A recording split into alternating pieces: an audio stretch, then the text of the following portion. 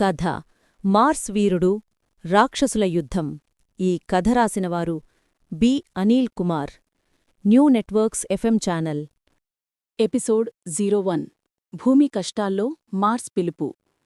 2150 సంవత్సరం. భూమి రాత్రి ఆకాశం మీద ఎర్రని గ్రహం ఒక రహస్య దీపంలాగా కాంతి చిందిస్తోంది.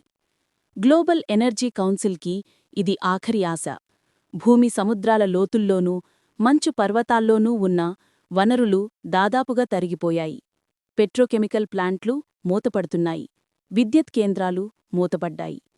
ఈ సంక్షోభంలోనే రక్తశిల అనే ఒక ప్రత్యేక ఖనిజం గురించి వార్త వచ్చింది. ఆ ఖనిజం మార్స్లో ఉందని, అది భూమి మొత్తానికి 100 ఏళ్లకు సరిపడే శక్తిని ఇస్తుందని శాస్త్రవేత్తలు లెక్కించారు. హైదరాబాద్లోని స్పేస్ డిఫెన్స్ కమాండ్లో ఈ మిషన్ ప్లానింగ్ జరుగుతోంది. భారీ స్క్రీన్ ముందు కూర్చుని ఉన్నారు కర్నల్ రోహిత్. వయసు 45.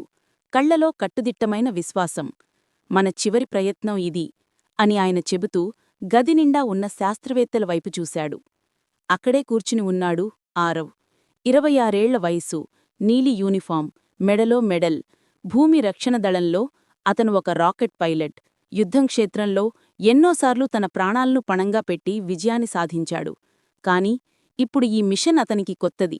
ఇది అంతరిక్షం, ఇది మార్స్. ఆరవ్ కళ్ళు స్క్రీన్ మీద కదులుతున్న ఎర్రగ్రహంపై నిలిచాయి. ఇది నిజంగా సాధ్యమా అని మనసులో తనడుక్కున్నాడు. అనన్య అని కర్నల్ రోహిత్ పిలిచాడు. ల్యాబ్ చివరినుంచి లేవింది ఒక యువతి. తెల్లని ల్యాబ్ కోట్, కళ్లజోడు. అది doctor Ananya, space technology and biochemistry నిపుణరాలు. ఆమె వెంటనే ఒక హోలోగ్రామ్ ప్రొజెక్షన్ ఆన్ చేసింది. మార్స్ సర్ఫేస్పై బూడిద రంగులో రహస్యమైన గుహలు, లోతైన నదులు మరియు పాతకాలపు కట్టడాలు లాంటి చిత్రాలు స్క్రీన్పై కనిపించాయి.